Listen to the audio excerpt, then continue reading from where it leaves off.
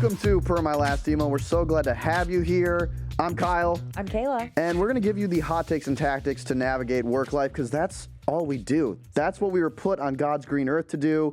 And today we're talking about mentorship. Should you have a mentor in your career? What are some do's and don'ts for you to navigate mentorship? And why I personally think it is one of, if not the most important things you need in your career. We're going to explore how to get an effective mentor. Are you excited for the show, Kaila? Well, I'm always excited for the show. But I will say that normally I do have all the answers. Normally you do. Normally they're I not have every right. answer. They're wrong answers, but you have them. I at least have some answers. Yeah. And today I am mentorless. I actually feel like I don't have a lot of great advice, and instead I'm in the position of feeling a little like I'm a mentee in a sea of potential mentors. Yeah, you're lost in the sea of capitalism, alone on the raft. Alone on a raft, just looking for a boat in the horizon. Well, this is perfect. One, I'm a little offended because I always thought I was your mentor. So that's a tough realization to hear live. But two, I think this is a perfect way to talk about like what to look for in a mentor, how you'd go about finding one, because I know you've had them in the past. So it's a perfect thing to get into. Yeah, and I'm really excited. I think, I feel right now that I'm in a really good spot, but I could just use that little, if you've been in a situation where maybe you feel stuck or you feel like there's got to be people who have done this before, who have some great advice on how I can navigate X, Y, and Z issue. Yeah. You're not alone. Yeah. And we're going to talk about that today. Well, let's start from the top, because you said you don't have a mentor now, but I know you've had some in the past. Mm-hmm. Who has been the biggest mentor in your life, and what did you get from that relationship? Biggest is tough because I think one of my issues is that I've had a variety of mentors that are very short term and help me in a specific moment of my life. Mm-hmm. So, for example, there was this one woman, Sue, who I literally met in a cab. We Uber pooled on the way to the same conference. Yeah. And then they took Uber Pool away. And then looks like Dara doesn't care about mentors. It's so true. And she ended up having a position open that I really was interested in. I was talking about how I wasn't happy at my job. I actually interviewed with her, did not get that job. Mm-hmm. And then she was like, well, I still really like you. I want to talk to you a little bit more about, other opportunities. And she introduced me to the job that I was considering with Morning Brew. So there was 2 interview processes that I was doing at the same time. And then I chose Morning Brew. Yeah, sorry, Sue. And we kind of fell off. But that's one of the most, I think, most impactful thus far. What about you? You met this person, and then they opened up their network to you, and it did lead to a job offer. Yeah. You didn't take it because you met me, and you had to come join the brew crew. I actually hadn't met you at that point, but correct. But it demonstrates this power of, knowing someone that's maybe a little older, has a different network than you, forming a relationship with them, and then you got a tangible outcome, which was a really great job offer. Yeah. It was a great example of the power of mentorship. Yeah, so I guess how have mentors impacted you? It's interesting. I feel like most of my mentors have been a boss. And see, pause. Yeah. Because this is an issue. I don't consider a mentor a boss. So I would say that you can have a boss. A boss can be a mentor. It's like a rectangle square situation. Okay. And I don't know how, so I'm not going to finish that thought, but it's like that. I think a boss can be a mentor, but I think it has to go beyond the normal duties that you'd expect your boss to have. Right, okay. So if you're talking about your boss about work stuff that you're working on together, and they're helping you tactically be better at your job, I think that's a normal manager-boss relationship. Right. I wouldn't say that's a mentorship. But I do think a boss can be a mentor if you're asking them broadly about how they got to their position in their career. It's a little separate from what they're actually doing. And if they're connecting you into their network, I think it's a great opportunity to form that relationship that's a little outside of just work, because oftentimes your boss may leave the company, you might leave the company, and those are often people you come back to for new opportunities down the road. So I think honestly, day one or starting block for mentorship could be to expand the relationship you have with your boss, because that's probably the easiest way to build one. I do think you're doing yourself a disservice though if your boss is your only mentor. Right. Okay, so only. Let's talk about that, because should you have more than one mentor? I mean, I think you can. So let's define mentorship. Yeah. And I have this, like, I put them into 3 buckets. The first is a formal mentor. And that is something where you're actually participating in a formal mentorship program. So Morning Brew had a formal mentorship program maybe 6 months ago. I've done some from other companies that pair you with, a mentor or a mentee, and it's structured. You're going to meet for 6 months. You're going to meet once a month. Here's what you talk about. Here's who's responsible for what. And it's clear that you're getting mentored because it's on every email. Right. You are a mentor Right. or you are a mentee. So there's formal mentorship programs. Then there's informal ones where you're not part of like an actual formal structure, but maybe you've reached out to someone, you've developed a bit of a relationship, you're meeting on a specific cadence, and there's, mentorship happening. It's just a little more informal. And then I would say there's like mentorship from afar, which is a lot of people think, oh, I need to know personally my mentor. And Yeah, that feels right. that definitely helps. But what I've found is like a lot of people that are a little more public facing, maybe they've written a book that you really like, they've done 100 interviews, they have a TED Talk. If your goal from a mentorship is to like better understand how to navigate challenges in your career, and they have a ton of public facing content about that, I've gone down the rabbit hole with people and like listened to every single one of their interviews, and they probably don't even know I exist. And that's helped me in my career as well. So I think there's a lot of different ways you can find a mentor. And with that viewpoint, I would say you could have a couple. Yeah. Interesting. Okay, so let's go through those 3 because I have questions about each. First, and you may feel similarly, I personally kind of shy away from those formal mentorship programs. Why is that? It feels like forced, and it's kind of in the same way that like, I don't know, like you fill out a survey and then it like shoots out your most compatible person like for a relationship. I'm like, you're telling me I'm going to answer a few questions. You don't know me very well and you're going to pair me up with somebody that is going to mentor me or that I'm going to mentor. Like, I feel like that feels very, okay, now we're going to sit down for coffee and I'm going to ask you a bunch of questions and you're going to feel like a good person for answering them, like, because you signed up to be a mentor. I think that's a very cynical take. Certainly. I see where you're coming from, but also it's just like you're getting opt-in.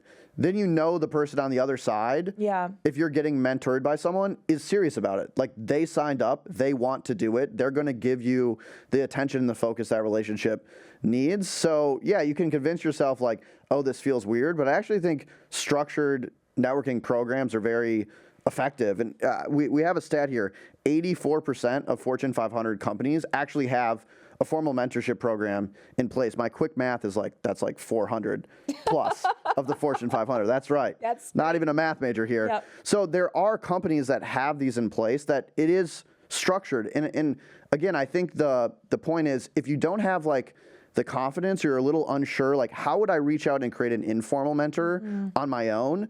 The structured stuff can be a great segue into a type of mentorship that you don't have to do all the work of structuring it. Someone else already did that for you. Yeah, I just don't know how much, like, I think, again, this is very cynical, but I do think that somebody, gosh, I feel like a horrible person, somebody who would sign up as like, I am a mentor, like, may not be the type of person that you want advice from anyways, because they're coming in like, I've got all this stuff to say and like, I've got all this advice to give. And I don't know. I just don't know. I understand that if you want to like get your feet wet and become more comfortable with the concept of asking people for advice and having a mentor, but that's a good approach. It does. I'm just a little turned off. I don't know. I just don't like it. I think not every mentor is going to have that mindset, though. Like, I think that's more of a personality thing. I think the best mentors, I was listening to a podcast this weekend with Dara, the CEO of Uber, and he said, like, one of his favorite things to do is, like, mentor people at Uber by doing, like, a bunch of skip-level meetings. Yeah. And it wasn't like, I want to mentor them because, like, I show up and I'm the CEO and I'm like, I have all the answers. What's up? Like, you report to me. It was more like, this is the best way for me to stay sharp. I want to learn what people younger than me are thinking about. And I want to know, like, if there's things that I'm missing. I also think it's really powerful that as a mentor, it kind of crystallizes your career narrative as well and forces you to get really good at like, oh yeah, how have I navigated my career? So I actually think a lot of mentors do it for the right reasons. They're actually very curious about you as well. They want to stay sharp. Yes, if you get a mentor that's like, hey, sit down, shut up, and let me tell you everything I've done in my career, that's just a bad mentor, but I don't think that is a outcome of the structured mentorship programs. I see. I think that makes sense. Yeah. I also want to then talk about the mentorship from afar before going to the informal, which I think is the best. Yeah. Okay. So the mentorship from afar thing seems a little.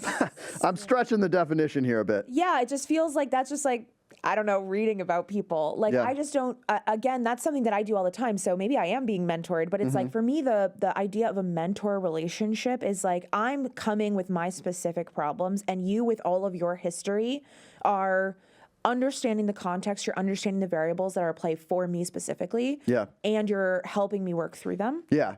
I don't think you can do that from afar, but I do think that that's a good place to start. Yeah, it's a great place to start, but I hear you. I think that's stretching the definition, and a great mentor-mentee relationship is just that, a relationship that is bi-directional. Versus like parasocial. Not parasocial with like, Adam Grant or someone. Right. So I hear you on that. So let's move to that middle bucket, because I think that's the bucket you most want to play in and get to in your career, is an informal mentorship where you've really thought about what I want out of a mentorship or a mentor relationship. Who would be the best person to help me get there? And then you've actually reached out, you've shown initiative, and you've brought someone in that wouldn't have normally entered your career. That's where you're going to see, I think, the most powerful return. So I think that's the goal, and these other two buckets can help maybe build the confidence to get there. Yeah, I really like that. And I have a bunch of questions about the informal process. Yeah. How would you go about, let's say we don't want our boss to be our informal mentor or formal mentor. How would you go about finding somebody that could mentor you? I just don't understand how to even approach that process. Well, one, I agree. I think, as I said, your boss can be your mentor, but I don't think it should be your only one. Yeah. And so I think the benefit of having a mentor that's outside of your organization is you can kind of talk to them about stuff that you probably shouldn't be talking to with your boss. Exactly. It's like the T of the company. Yeah. You need it's like having a friend that doesn't work with you. You need a friend that you can go and like talk about some of these difficult issues And have with. your honest, I'm trying to leave, or I don't like my boss, or I'm having this issue. Exactly. Get honest responses as well. So I think the first step for you is figuring out why you want a mentor. Yeah. And I think a lot of people really struggle with the idea of mentorship because they actually haven't done the work to be like, this is why I want a mentor. And they haven't outlined like, who is the perfect mentor for me? I think a common mistake people think is like, they're 22 and they're like, who should be my mentor? Tim Cook. Yeah. He's really smart. Like, he's the CEO of Apple. That'd be a great. DM him, see what he says. And honest to God, even if he did reply to you, like, I don't think he is the most valuable person, because a mentor is supposed to be someone that like gets you to the next level. You're not going to become the CEO of, a Fortune 3 company overnight at 22. He's probably too far along. So I would say my advice is like, find someone that's like 5-7 years ahead of where you want to be, who's probably gone through similar obstacles that you're facing now. That's kind of the scope of who your mentor should be.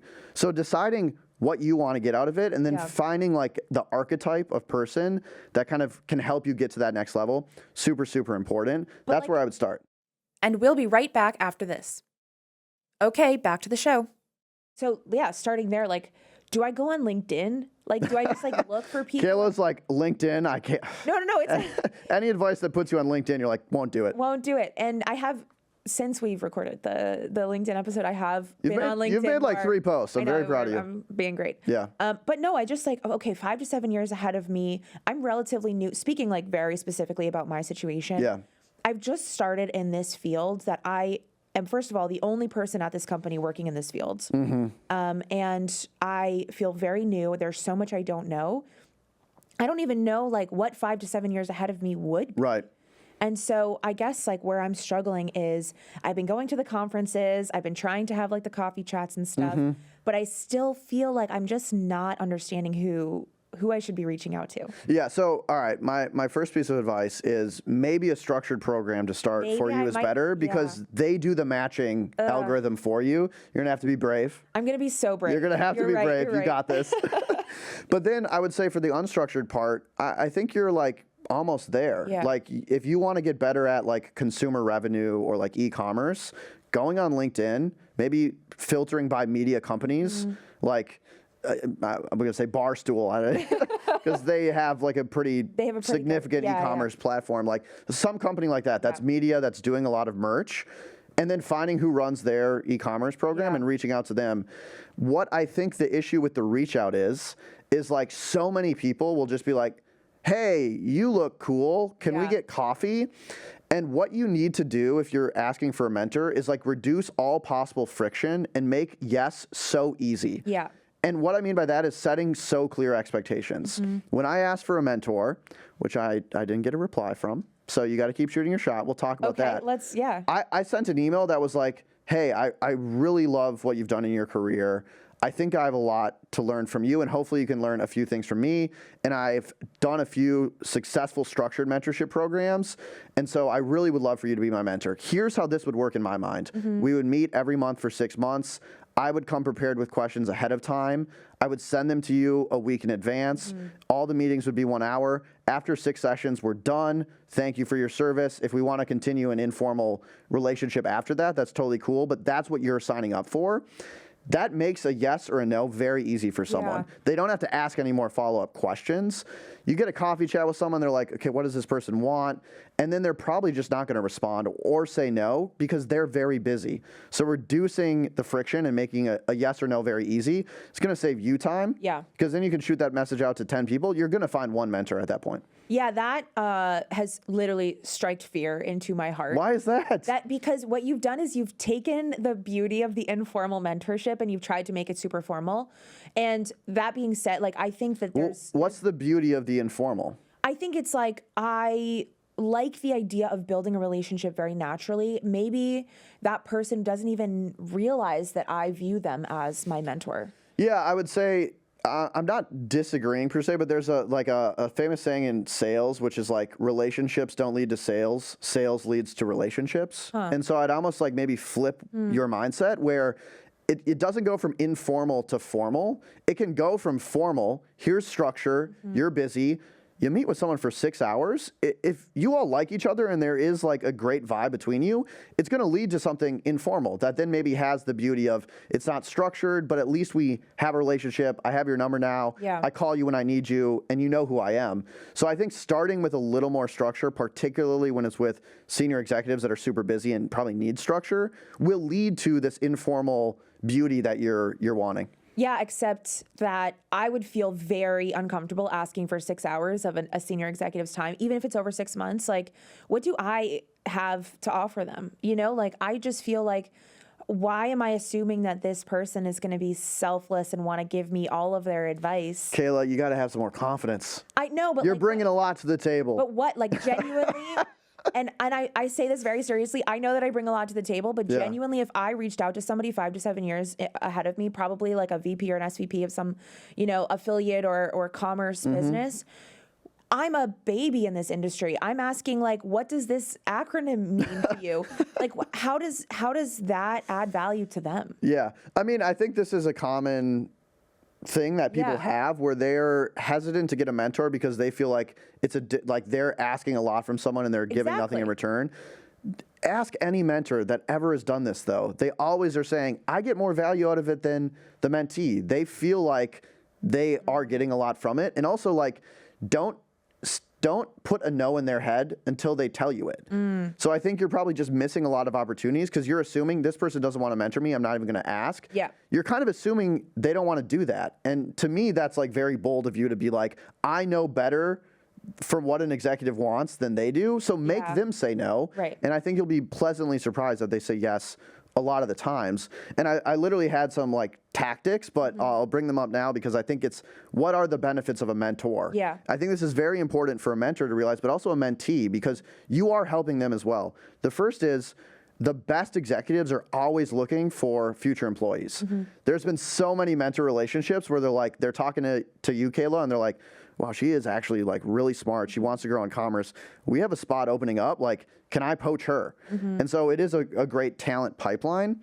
The second thing I've already mentioned, it helps crystallize their story. I think senior execs that really want to bring their career to the next level, they have these like talk tracks that are all about like the lessons they've learned in their careers, the takeaways from their careers, and that just comes with repetition. Some of the best ways are to get questions from a mentee about like, how did you navigate this? Oh, it makes them think, yeah, how did I navigate that? Then they're learning things from you. there are things that you don't see when you're at that high of a level. There's also things you don't see when you're 50 because you're just like out of touch and not cool anymore. And it's like, I need to talk to some young, like, what is Brat Summer? Like, I need someone to explain this to me. Like, I need a mentee. If only you had a mentee to tell you. If you had a mentee, you would know nobody else could figure it out. You would know what Brat Summer is. And then also, like, there is probably a bit of like, they might just want to help. Yeah. They probably had a mentor in their career. In fact, their stats, it's like 75% of executives credit having a mentor as a huge part of getting to where they got. And a lot of people want to give back. Like, that is kind of the human tendency, is like, someone helped me, I've had a great career, I have more privilege and more opportunity, I want to give that to the next generation the same way someone gave it to me. And so don't put a no in their head before they tell you no. I really like that. I actually agree with you. Got her. I'm annoyed, but you're probably right. Let's save that clip. Yeah, clip that. No, but I also think that something that we haven't really talked about yet that is really, really important, and something that I'm thinking about more and more as I advance in my career, is I want a mentor that has gone through the same issues that I have or that I may go through, and especially like how I show up as a woman in the workplace. Like, I'm probably looking for primarily women mentors. And the reality is that there's not like, there are obviously increasing women, but like ranks of women in CEOs and whatever. But like, which we're happy about. Which we're happy. We're pro women. Okay.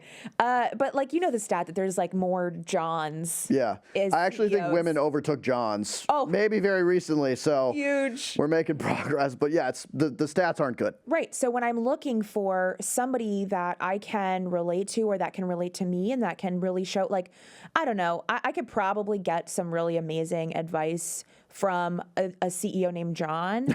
But the reality is him being like, have you considered like speaking more in meetings? Like, may not have the same effect. Have you looked into trying harder? Yeah, like, great. Have you considered having a dad that's also the CEO? Have you considered having the last name Vanderbilt? So it's like, sometimes I'm searching for people that know what I might be going through. Yeah. And like, is that wrong of me? No, I don't think that's wrong. Well, we were talking about this before. There's interesting stats. So 76% of CEOs are, I think, white. Yeah. Or maybe even white males. Yeah. And 71% of executives say they often choose someone of the same race or the same gender to mentor. Yeah. And so you can see how this pipeline gets built and perpetuates inequities, because you have a mentor that looks like you, and then they get more opportunities, they rise the ranks, and these inequities perpetuate. And so I think it's a really interesting point.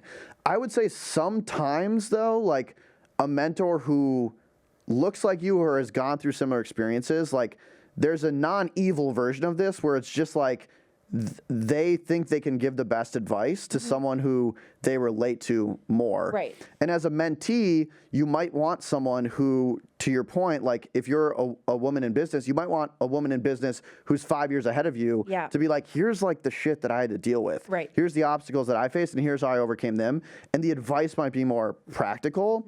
So, I think there's benefits of being mentored by someone who is similar to you. There's obviously benefits of getting mentored by someone very different than you as well, to hear different perspectives and broaden your approach. But there is this, like, you've probably heard of it, this theme around mentorship versus sponsorship that is like everywhere right now. And I think if I had to give like a quick synopsis, maybe mentorship is better if they are someone similar to you for the reasons we talked about. I think sponsorship is very important, and it gets to the heart of like that pipeline issue where if you are an executive, maybe you don't mentor someone, but maybe you're a sponsor of someone that doesn't look like you, isn't, in ranks of leadership at the percentage they should be. And sponsorship is just about like advocating for them, being aware that like, hey, we have an issue here, and there's real talent that we might be overlooking. Let's make sure that the people that are worthy of getting opportunities are getting. So I think it's very important to be aware of this dynamic and this inequity. I really like that, and I also think it takes some of the pressure off of the like minority groups that have made it to the top of the ranks, because I feel like that, like, if you think about how many people would like to be mentored by somebody that has gone through the same experiences as them, those people are like, I got to be mentoring like on all the time. Like, and I feel like having the difference and understanding the difference between a mentor and a sponsor is very important. Yeah. That being said, like, I agree, like sponsoring somebody that doesn't look like you or have the same experiences as you is very important. From the sponsor like angle, from the sponsee angle, I don't know if that's a word.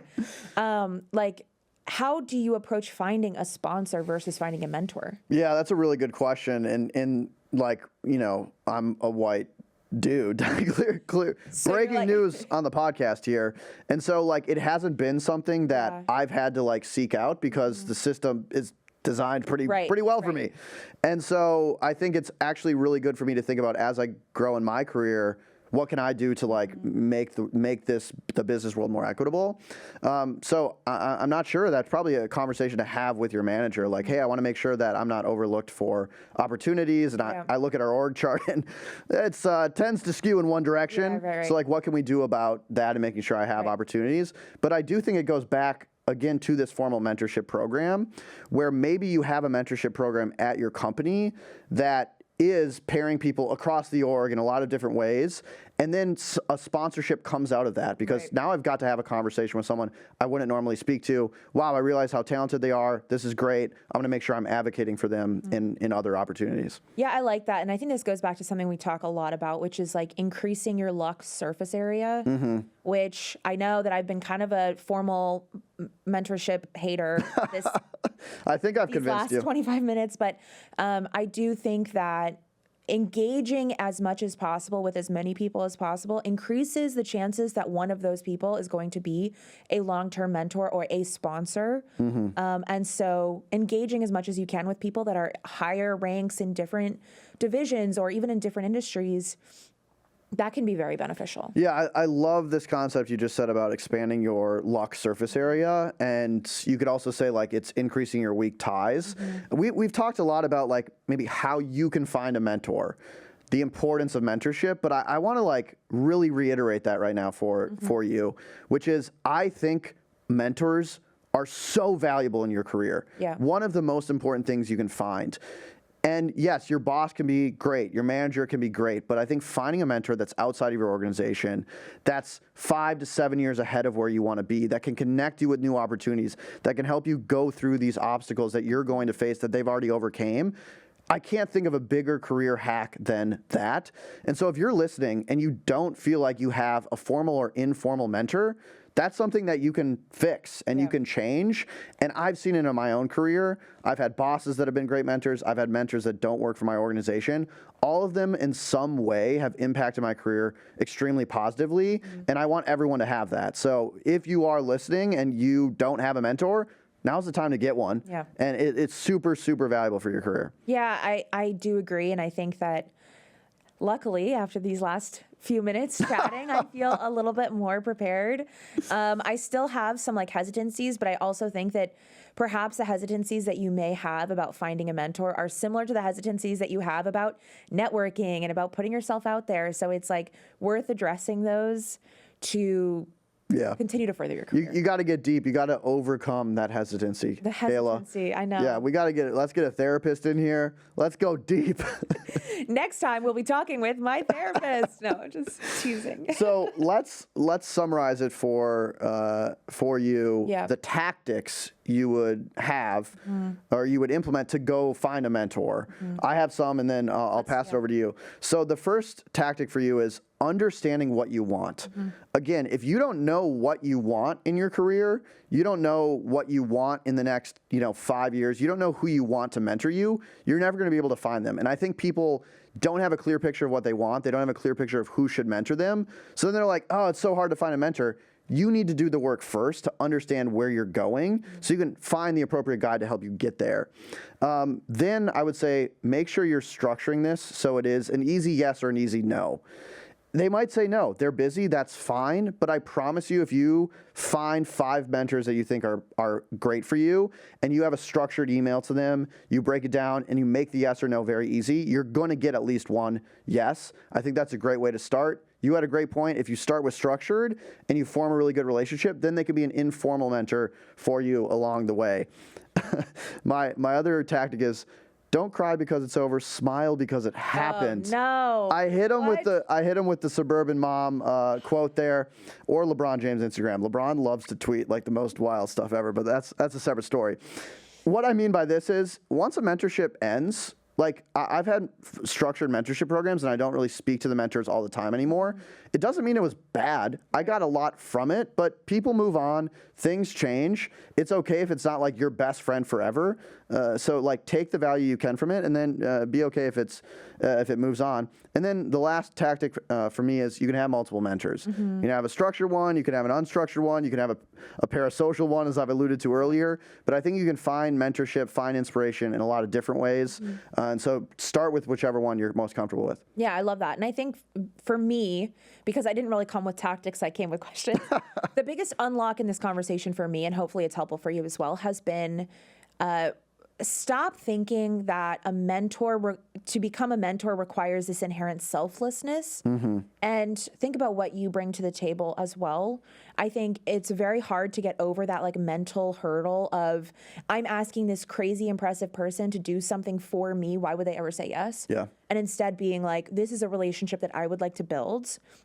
I've identified this person because of the skills and the knowledge that they possess, but I also possess skills and knowledge, and I can bring something to the table, and I should show that in any ask that I have. I think that's been the biggest unlock right now. That's a mantra right there. Yeah. I love it. And in some ways, like if you're older and you could be a mentor for someone, it's actually probably harder for you to ask someone to be your mentee. Yeah, that's like, weird. if Tim Cook just like DMs me like, hey Kyle, I've been looking at your LinkedIn, like would love to mentor you, I'd be like, that's it's probably phishing. I would say yes. Two, yeah, it's a phishing. That's a scam. They're trying to steal your passwords. But it is hard. So I think that's another way to reframe it. Like you're doing them a service because it's probably a little weird or uncomfortable for them to ask you. And so you're helping them find the mentee they probably want. Right. Okay, well, Kaila, I was kind of waiting for you to ask me again to be your mentor. So I personally would never. I formally accept. You're welcome. I can't wait to show you everything I know. But I think we covered a lot of ground. That was a really fun episode. Thank you all for listening. Should we roll the credits? Let's do it. Our producer is Michaela Heck. Our technical director is Uchenna Ogu. Greg Jacob is a Morning Brew video editor. And our chief content officer is Devin Emery. This show is a production of Morning Brew. Thanks for listening. We'll see you next week. See you all. Oh, I ramble. You're a rambler. I'm a rambler. I'm a rambler. Being a rambler is my spiky trait. I mean, there's times I've seen Kayla's halfway through her thought and she hasn't. She's like, oh fuck. She's like, I don't know. I'm not sure how to land this plane. Then she does. I got to give it to her.